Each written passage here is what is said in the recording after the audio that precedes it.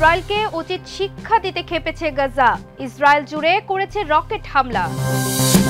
ব্রিক্সে America বিরোধী নীতিতে যোগ দিলে গুনতে হবে অতিরিক্ত 10% শুল্ক মাশুল, হুঁশিয়ারি ট্রাম্পের। বিশ্বের সবচেয়ে শক্তিশালী নিউক্লিয়ার বোমা রাশিয়ার হাতে, বিস্ফোরণে ধ্বংস হতে পারে গোটা একটা দেশ। আবারও ইসরায়েলে ইয়েমেনি ক্ষেপণাস্ত্র হামলায় বন্ধ ইসরায়েলি বিমানবন্দর। ইলন মাস্কের নতুন দলকে হাস্যকর বলে কটাক্ষ ট্রাম্পের। দুই বন্ধুর দ্বন্দ্ব চরমে।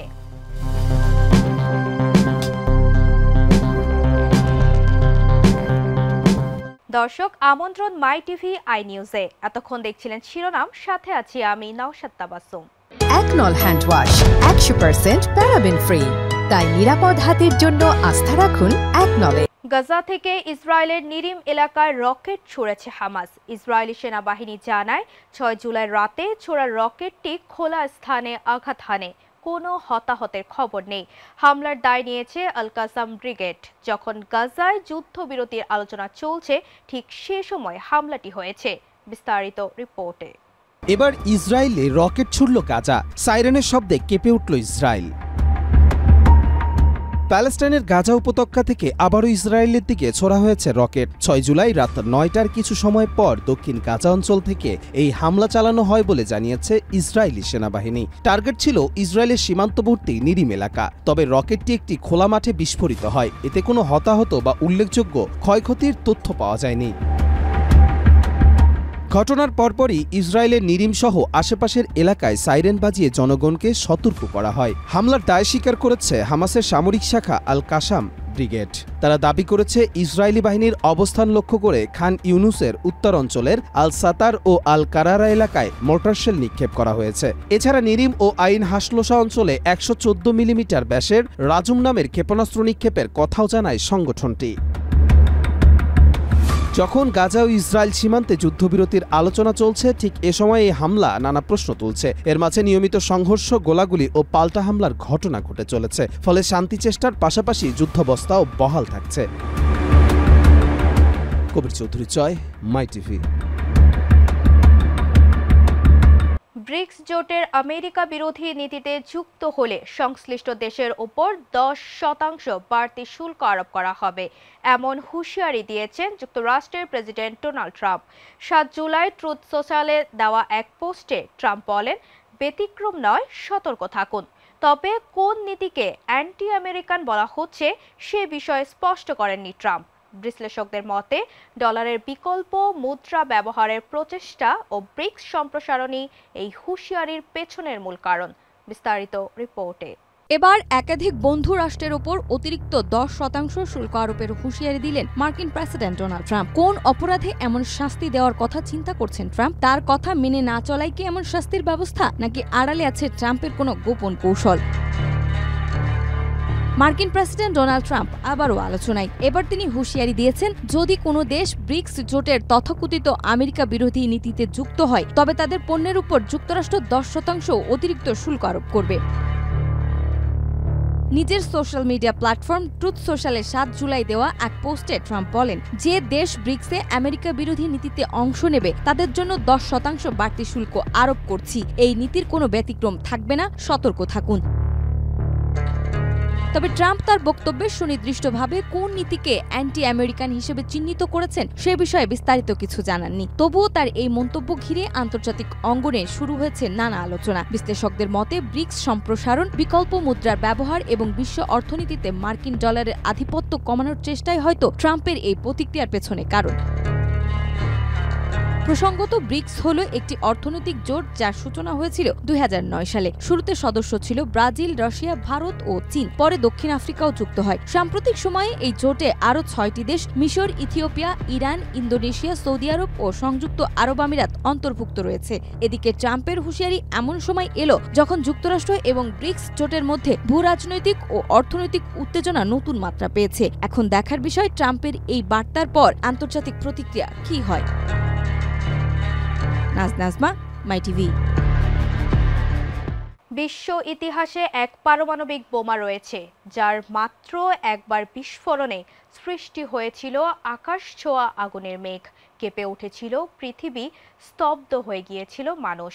সেটি ছিল জার বোমা, সবচেয়ে শক্তিশালী হাইড্রোজেন বোমা, যা তৈরি করেছিল তৎকালীন সোভিয়েত ইউনিয়ন, বর্তমানে রাশিয়ায়।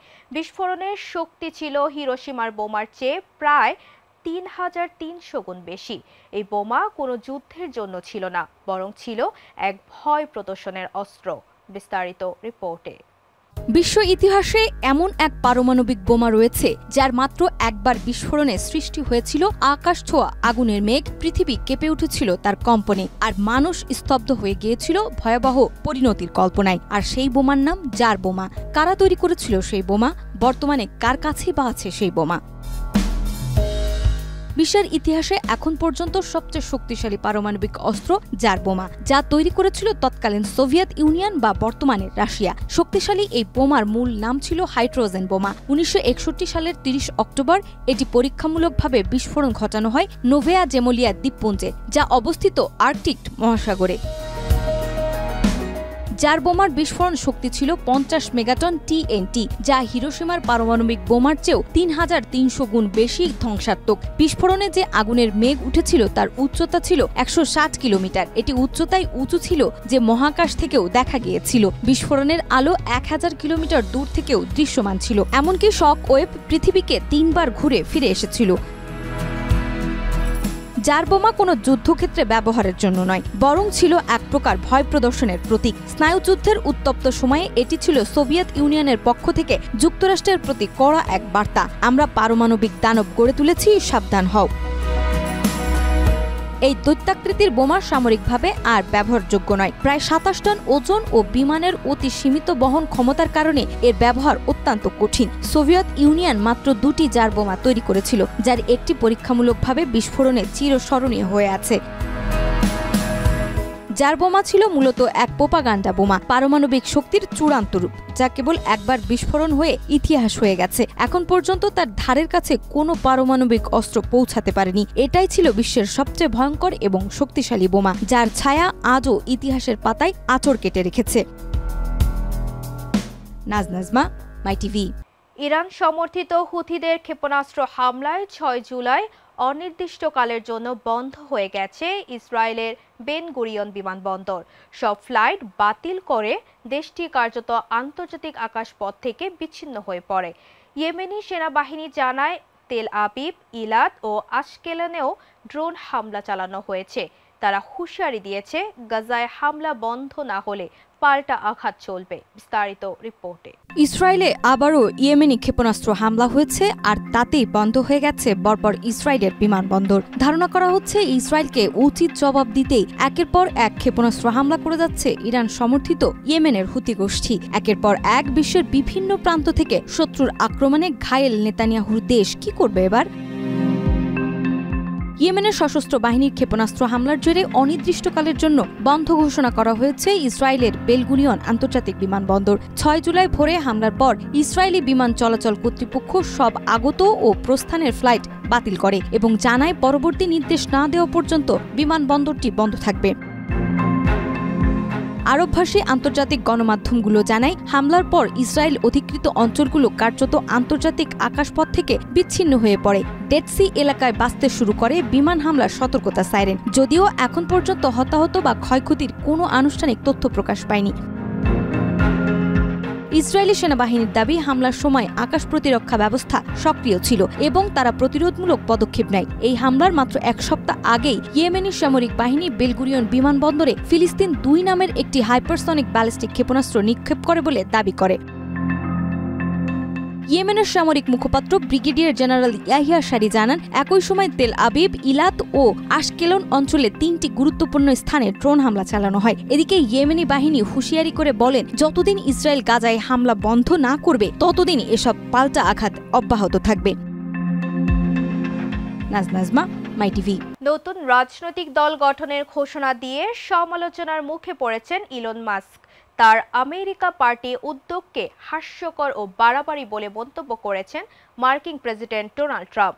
একসময় ঘনিষ্ঠ হলেও মাস্কের নীতির সমালোচনা করে ট্রাম্প জানান, তৃতীয় দল গঠন শুধু বিভ্রান্তি সৃষ্টি করবে। বাস্তবতা থেকে মাস্ক বিচ্যুত হয়েছেন। বিস্তারিত রিপোর্টে। ইলন মাস্কের নতুন দলকে হাস্যকর বলে কটাক্ষ করলেন ট্রাম্প। বিশ্বখ্যাত প্রযুক্তি প্রতিভা ইলন মাস্ক যখন যুক্তরাষ্ট্রের রাজনীতিতে আমেরিকা পার্টি নামে একটি নতুন রাজনৈতিক দল গঠনের ঘোষণা দিয়েছেন, ঠিক তখন তাকে তীব্রভাবে আক্রমণ করলেন মার্কিন প্রেসিডেন্ট ডোনাল্ড ট্রাম্প। মাস্কের এই রাজনৈতিক উদ্যোগকে ট্রাম্প হাস্যকর, বিভ্রান্তিক ও উদ্যত আচরণ বলে মন্তব্য করেছেন। 6 জুলাই এয়ারফোর্স ওয়ানে ওঠার আগে সাংবাদিকদের প্রশ্নের জবাবে ট্রাম্প বলেন, আমেরিকার রাজনৈতিক কাঠামো মূলত 2 দল কেন্দ্রিক। তৃতীয় কোনো দল আনার প্রচেষ্টা কেবলমাত্র রাজনৈতিক বিভ্রান্তি সৃষ্টি করবে। বিষয়টি নিয়ে ট্রাম্প তার সামাজিক যোগাযোগ মাধ্যম ট্রুথ সোশ্যালে আরও লেখেন, ইলন মাস্ক এখন রেললাইন থেকে ছিটকে পড়া এক নিয়ন্ত্রণহীন ট্রেন দুর্ঘটনার মতো। তিনি নিজের ভারসাম্য হারিয়ে ফেলেছেন। একসময় ট্রাম্প প্রশাসনের ঘনিষ্ঠ মিত্র ছিলেন মাস্ক। তাকে সরকারি ব্যয় দক্ষতা বিভাগের প্রধানও করেছিলেন ট্রাম্প। কিন্তু সাম্প্রতিক সময়ে মাস্ক প্রশাসনের বাজেট ও নীতিমালা সমালোচনায় মুখর হন, যার ফলে সম্পর্কে টানাপোড়েন শুরু হয়। ট্রাম্প মাস্কের ইলেকট্রিক গাড়ি বাধ্যতামূলক পরিকল্পনাকেও অবাস্তব ও মানুষের স্বাধীনতায় হস্তক্ষেপ বলে নিন্দা করেন। মূলত ইলন মাস্কের আমেরিকা পার্টি গঠনের ঘোষণা রাজনৈতিক অঙ্গনে আলোচনার ঝড় তুলেছে, যেখানে তিনি রিপাবলিকান ও ডেমোক্র্যাটদের বাইরে একটি বিকল্প শক্তি গড়ে তুলতে চান। কবির চৌধুরী জয়, মাই টিভি।